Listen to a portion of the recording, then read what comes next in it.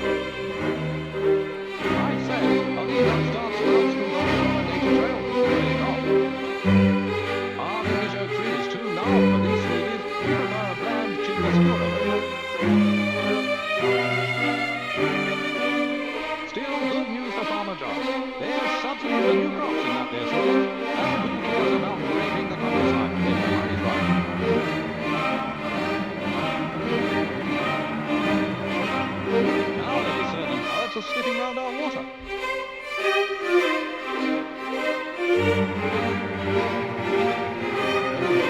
don't think Shaq is amused by that nitrogen, and he makes no bones about showing his feelings. As if British lorries weren't slowly enough, it's hello to the new European juggernaut, and woe betide any hedgehog that stands in the way of progress.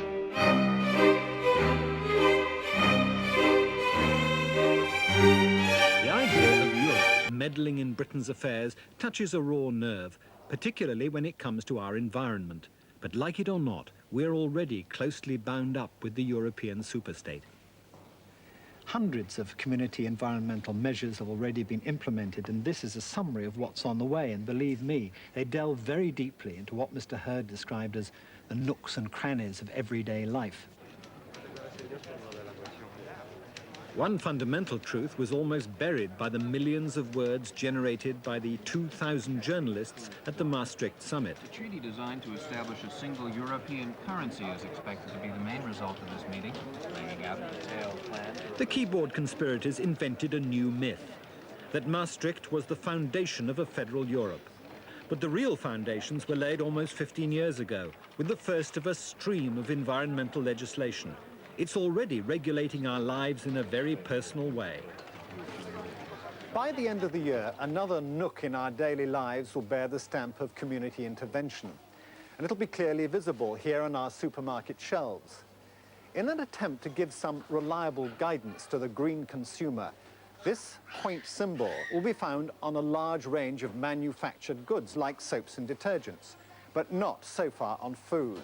And it's hoped that this eco-label will establish the environmental credentials of the products that bear it.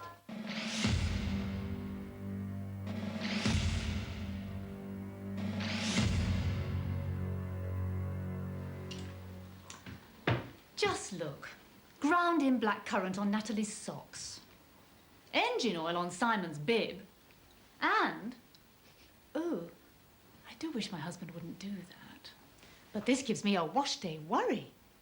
How can I get these things all clean and fresh and white and odorless and soft and clean without harming our environment? Try new Splat Automatic. New Splat Automatic? We've replaced all those chemicals which some people claim damage some of the environment a bit.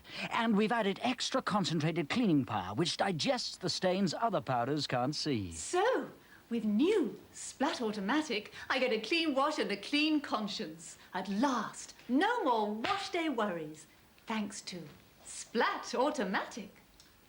If only it was as simple as that. The fact is, we're faced with a host of competing products, all making different claims about their environmental virtues. And sorting out the truth from the sales hype can be difficult. Green claims that hide grim realities led Friends of the Earth to establish their Green Con Award in 1989. There was an awful lot going on, particularly in the aerosol sector. And this is some of the old stuff which we picked up on. I mean, it's just a rash of misleading claims. Here's 3M products. All of them make true claims. Does not contain a propellant causing ozone depletion. CFC free, and on the back in small letters, CFC free. But it still contains 1,1-trichloroethane, which damages the ozone layer. This company is trading on the fact that the public don't fully appreciate the range of chemicals which damage the ozone layer. Everyone has heard about CFCs. Not everyone's heard of 1,1-trichloroethane. They should know better. What expressions do people use? Consumers, too, think that manufacturers should know better. Opinion polls show that 2/3 of us are confused by environmental claims. And the statistic is backed up by research panels representative of average consumers. Green. Right. Well, these are sort of the catchphrases. So you're looking for ozone-friendly, environment. So the word friendly seems to come up a lot. Yeah? Why do you think manufacturers are doing this, putting this sort of information on packs? Sales, marketing. It's a fashionable thing, isn't it? It's a jumping on the bandwagon, and it seems to me to be a trend, a sales ploy. I mean, everybody's been educated now towards that. And everybody's become very aware of the green issue. And obviously, as you say, it's in fashion to buy it. They're disguising or trying to sort of bluff you, I think, with... I think probably they don't give you wrong information, but it's probably just partial information. I don't think there's enough information. I think they tell us what they want us to know.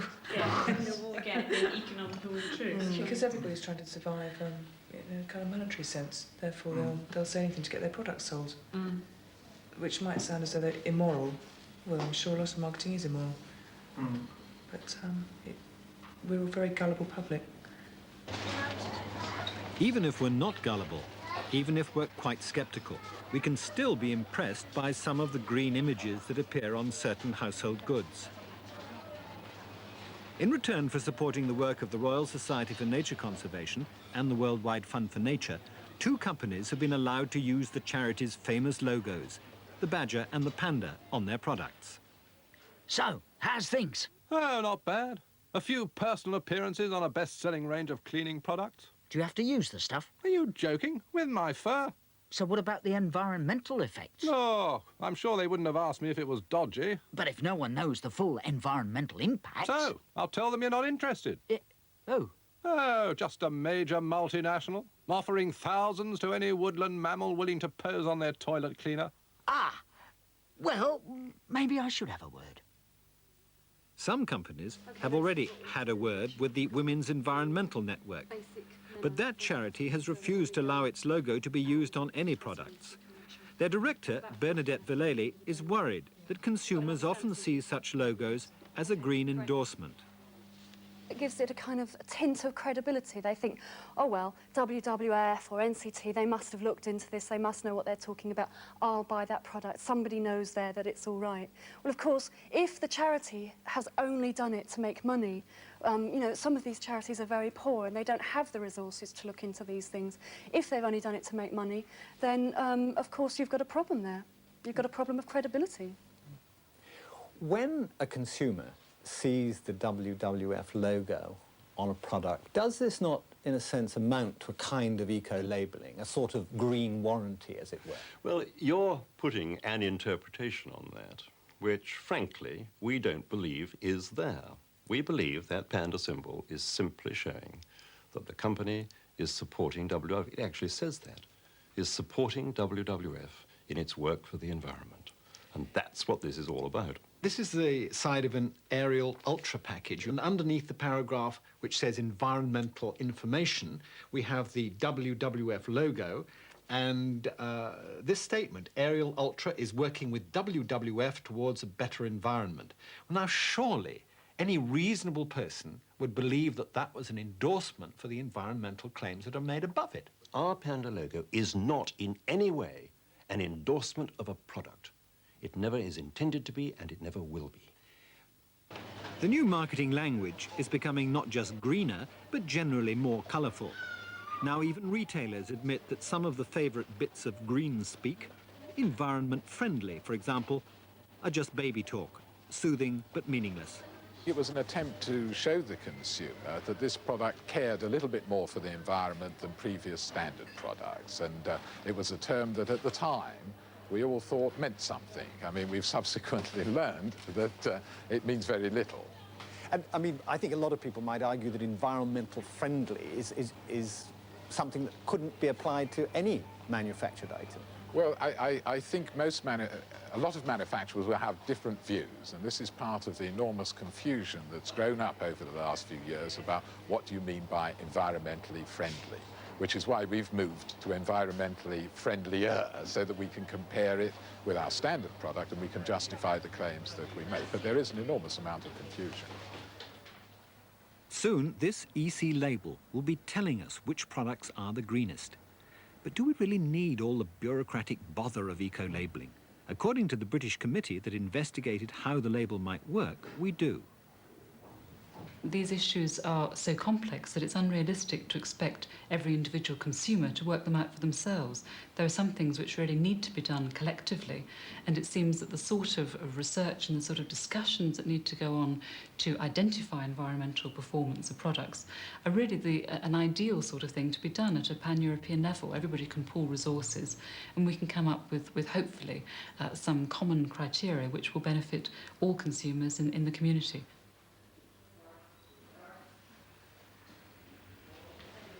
The Germans have had their own eco-label for more than a decade.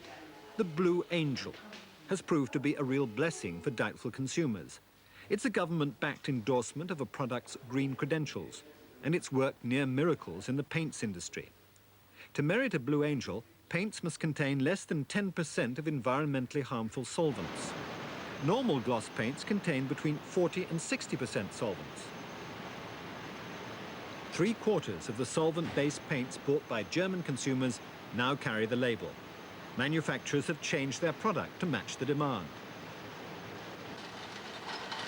But the Blue Angel only guarantees the paint's solvent content. It isn't concerned with other ingredients or with the manufacturing process, nor does it take packaging into account. Some of the low-solvent paints are not as durable as conventional products. But German consumers have accepted a drop in performance in return for less environmental damage.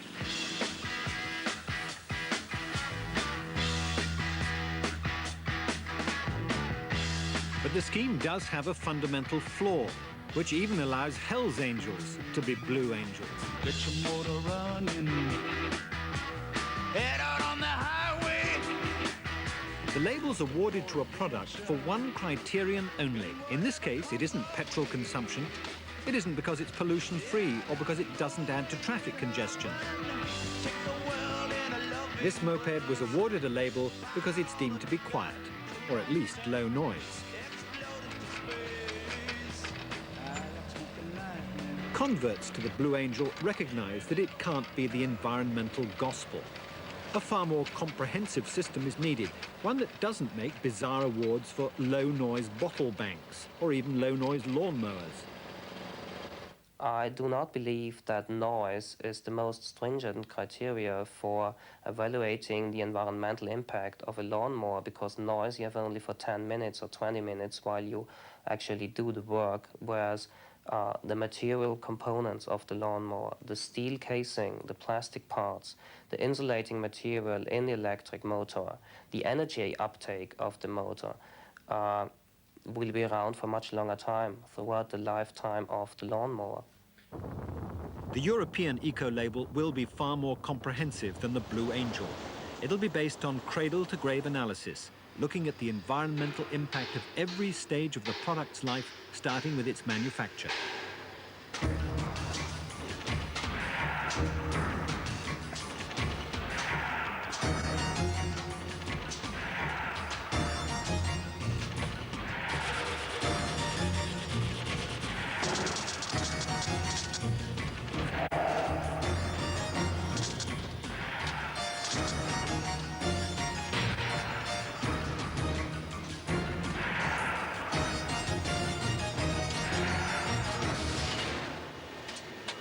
National committees in 5 EC countries were set up to investigate the pitfalls and possibilities of the eco-label.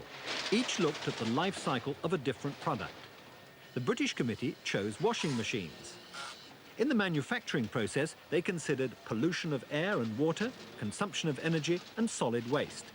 And they came up with 3 further stages in the machine's life that had a separate, measurable impact on the environment.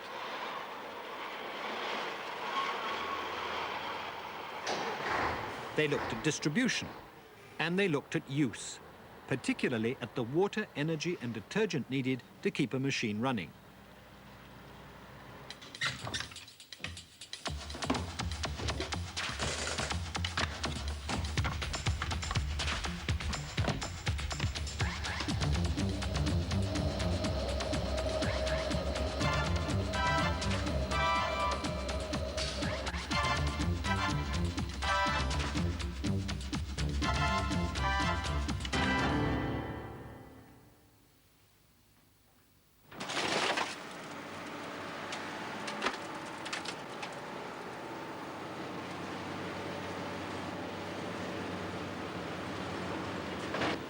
The analysis followed the machine through to the grave, measuring the solid waste and recyclable material generated by scrapping it.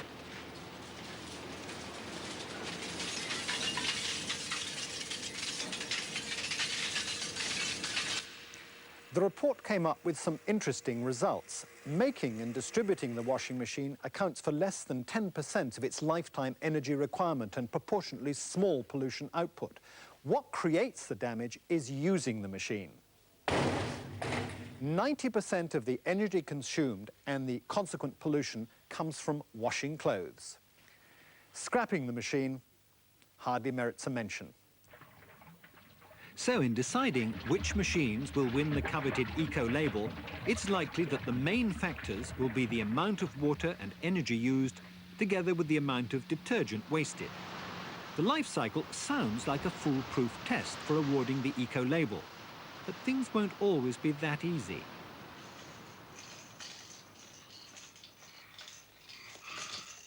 Hostilities began when a major company made a startling claim. Britain's babies use 9 million nappies a day. Despite the energy, the timber and the water needed to produce them, the company stated that disposables were no more environmentally damaging than washables. We were really astonished. I mean, on the face of it, you look at a cloth nappy and you look at a disposable nappy and you think you have to cut down trees, you have to manufacture that product, you have to use that product only for a couple of hours. And then when you look at a cloth nappy, something like this, you can use this product for 2 or 3 babies instead of 2 or 3 hours. Yes, you take water to wash them, but then you also take water to manufacture the disposal. So we couldn't work out what they were talking about. Paper nappies very clearly contribute substantially to solid waste. But cloth nappies contribute substantially to a higher use of energy, and they use more water because of all the laundering that you've got to do. Now, how do you balance a solid waste contribution versus an energy or a water contribution? The answer is you cannot make that decision on mathematical grounds.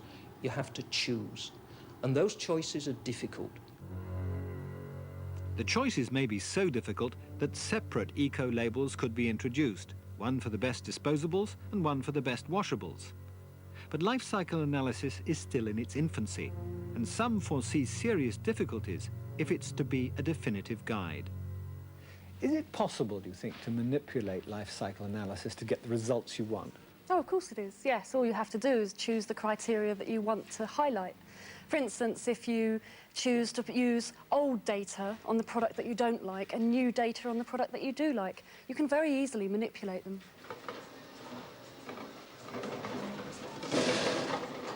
Consumer confidence in the new label will be vital. It won't automatically be awarded to companies such as Ecover, despite the green claims made for its products, which have 1.5% of the detergents market in Britain. All products competing for the label will have to clear another hurdle.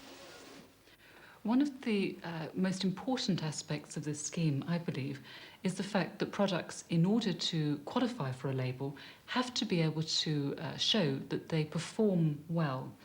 A product won't be awarded a label if it simply doesn't meet sensible standards of performance in its particular category. And the reason that that's so important is that people are very disillusioned with products claiming to be green, which really don't work by any stretch of the imagination. So the eco-labelling scheme will build in a safeguard against poor performance by making sure that people do meet adequate standards of performance with their products.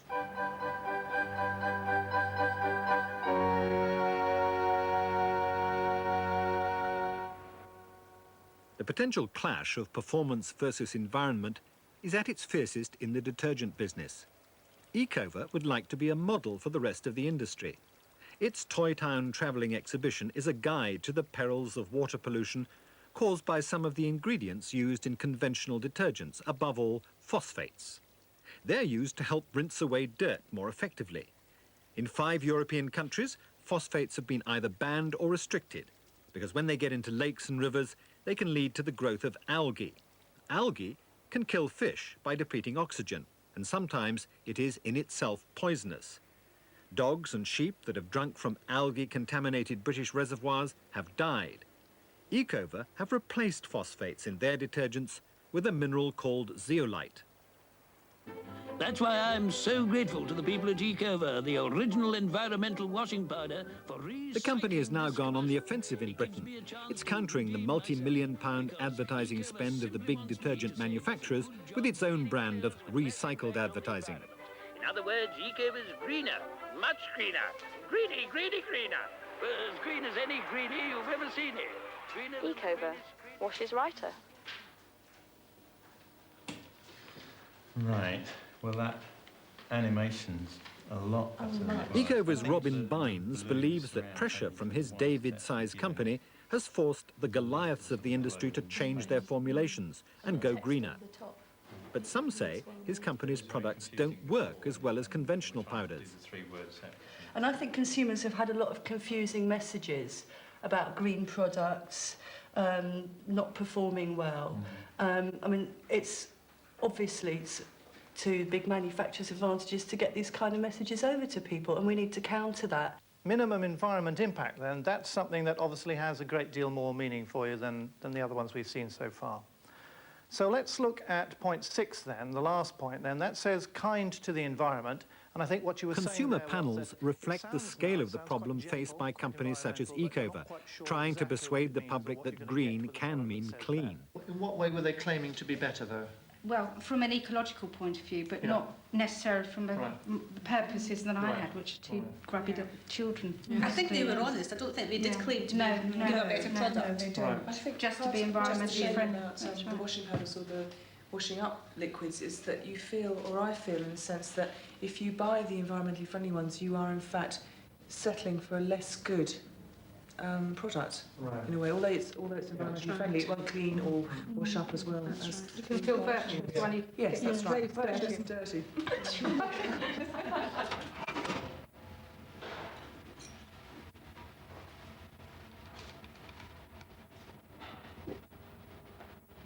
The mainstream detergent manufacturers would like to back up consumer suspicion with hard facts, with proof that green may not mean clean. Britain's largest manufacturer of phosphate has been testing cloth samples washed in green powders containing zeolite, the replacement for phosphate, and says that it's found deposits on the clothes. And on the screen here we have a fabric, a cotton fabric, which has been washed in a phosphate-containing detergent, magnified 80 times. Now, if I increase the magnification and zoom in on the fibres and magnify it, say, 1,000 times, you can see that the individual cotton fibres there, which are in a pretty clean condition. There are no signs of deposits here, maybe the odd tiny little speck on the fabric here and there. If we zoom back out again and move over to a fabric which has been washed in a zeolite-based green detergent, you can see even at a magnitude of 70 times, there are clear signs of deposits on the individual fibres. Now, if we zoom in again to about 1,000 times magnification, you can see there's an awful lot of material left on the fibre. Some of these are crystals of zeolite from the washing product which has been left in there Others are bits of calcium-containing scale which have been formed from hard water. A properly formulated detergent, particularly a phosphate-containing detergent, gets the fabrics clean. There are no deposits on the fibres. A poorly formulated green detergent will not achieve that level of performance. You'll end up with deposits on the fibres which can have implications for health and for fabric wear. I think the photographs that you've seen are very enlarged versions of fabrics showing incrustation, and we would accept that there's going to be a very slight amount more incrustation coming from zeolite-based powders than you'll get from phosphate-based powders because of the mineral content. But the question really is, does it have any practical effect on clothes? And we would say that it doesn't. And most people's washing involves, a shirt you've worn for a day or something like that. What we're trying to say to people is this product cleans perfectly acceptably on normal washing. If you've got stains on clothes, then you use bleach, or you soak the clothes, or you spot them with a bit of extra detergent. And you do things like that, which actually saves on the environment, rather than using an incredibly powerful product that does, of course, clean clothes, but is doing more than it needs to do. Procter & Gamble has about half the detergent market in Britain. From the outset, the company has had major reservations about the eco-label. And even now, they're likely to apply for it only if the standards set don't involve sacrificing performance for green credibility. One thing's clear. If you take everything out of a product, what you're left with is nothing. And what we want to deliver with our products, because we know that this is what consumers want, is more performance from less impact on the environment. Some other companies have taken the view of delivering what I will call less from less. Fine, that's their choice. What we see in the marketplace is products like Ariel Ultra that deliver more from less, grow and improve the environment because they replace less environmentally friendly products. Products that deliver less from less don't do anything for anybody. Weighing up performance and quality against environmental impact is one of the toughest trade-offs consumers have to make. The European eco-label could be a guide to making the right decisions. But if the products don't work, it'll be a farce. And if it's too soft on dirty products and processes, then it'll join the hundreds of other labels on the shelf that people don't value and don't trust. Hello again. You remember how I switched to Splat Automatic to solve my wash day worries? Well, just look. All clean and fresh and white and odourless. Well, almost. But you should try even newer Splat Eco Extra. It's been awarded the European Eco Label, and that means it's even kinder to the planet. That sounds wonderful. Of course, it may not wash quite as well. But you have a choice. Would you take 2 boxes of your old powder or stick with Splat Eco Extra? Oh, no. Another wash day worry.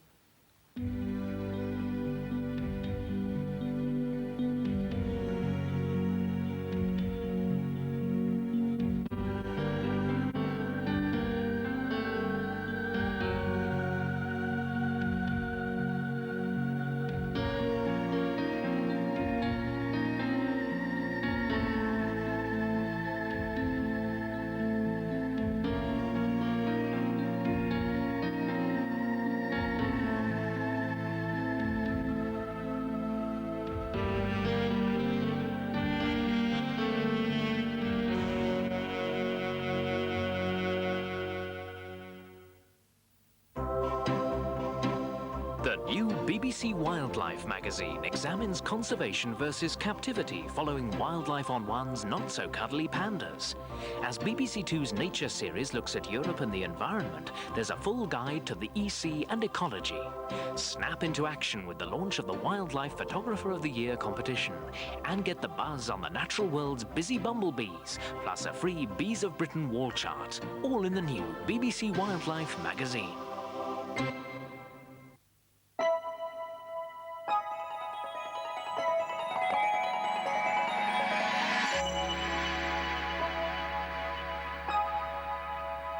This is BBC2 in the Garden.